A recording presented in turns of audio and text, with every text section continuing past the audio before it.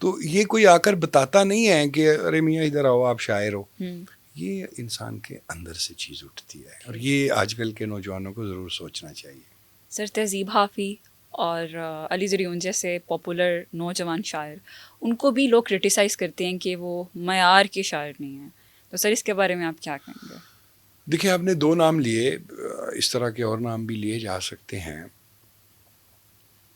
شاعری جو ہے اس کے معیارات کا تعین ممکن ہے، اور جس کو ہم شعری تنقید کہتے ہیں، لٹریری کرٹیسزم، وہ ہے ہی اس بابت کہ کتنی معیار کی شاعری ہوئی ہے، کتنا اس میں فکری پھیلاؤ ہے، کتنی اس میں فنی نزاکتیں ہیں، کتنی اس میں شعری خوبصورتیاں ہیں. یہ ساری چیزیں طے شدہ ہیں.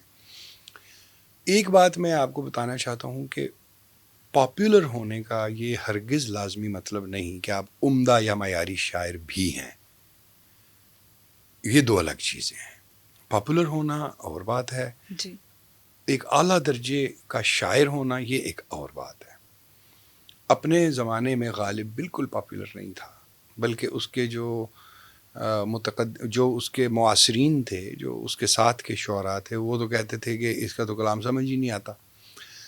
اب دیکھیے، آپ نے تہذیب حافظ اور علی زریون کا نام لیا. دونوں میرے دوست ہیں، ہم نے بے شمار مشاعرے اکٹھے پڑھے ہیں. دونوں میرے جونیئر ہیں.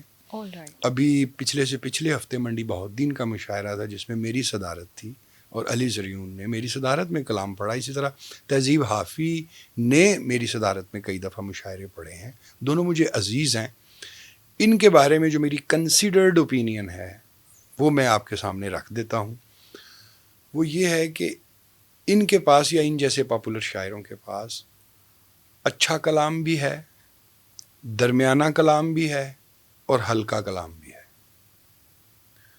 اچھا اور معیاری کلام بھی ان کے پاس موجود ہے، درمیانے درجے کا کلام بھی خاصی مقدار میں موجود ہے، اور جسے ہم سطحی، عامیانہ، جی، بعض لوگ اس کے لیے سوقیانہ کا لفظ استعمال کرتے ہیں، اس طرح کا کلام بھی ہے.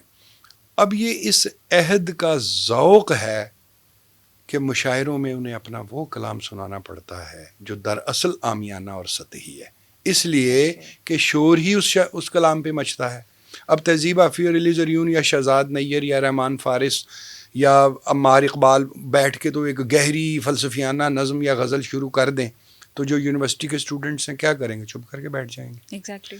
لہٰذا میں یہ سمجھتا ہوں کہ شاعری کو مقبولیت دینے کے لیے، اسے عام آدمی کے تک پہنچانے کے لیے، ایک خاص رنگ کا اور زاویے کا کلام تو آپ کہتے ہیں، لیکن شعری معیار کی ایک خاص سطح ہوتی ہے.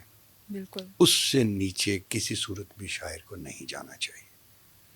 شعری معیار کی اس سطح سے نیچے نہیں جانا چاہیے. وہ سطح ہر شاعر اپنے لیے خود متعین کرتا ہے. میری ایک اپنی سطح ہے، ان کی ایک اپنی سطح ہے. جن چیزوں پہ وہ رسک لے لیتے ہیں شعر کہنے کا، وہ میں نہیں لیتا. وہ میری، کہہ لیجئے کہ میری سنجیدگی کے خلاف ہے، میری شاعری کے ساتھ کمٹمنٹ کے خلاف ہے کہ میں وہ رسک لوں کہ اس سطح سے نیچے. جیسے ایک شعر ہے کہ شعر تو شاید مجھے یاد نہ آئے کہ اس کا مفہوم یہ ہے کہ تجھ کو میں بتا دیتا لیکن بتاتے ہوئے شرم بہت آتی ہے کہ جو میں تیری تصویر سے کام لیتا ہوں. اب میں تو اس سطح پہ کبھی بھی نہیں جا سکتا، میرے لیے ممکن نہیں ہے. انہوں نے اللہ جانے کس خیال میں کہا، جس نے بھی کہا. تو مقبول شعراء ایک طرف،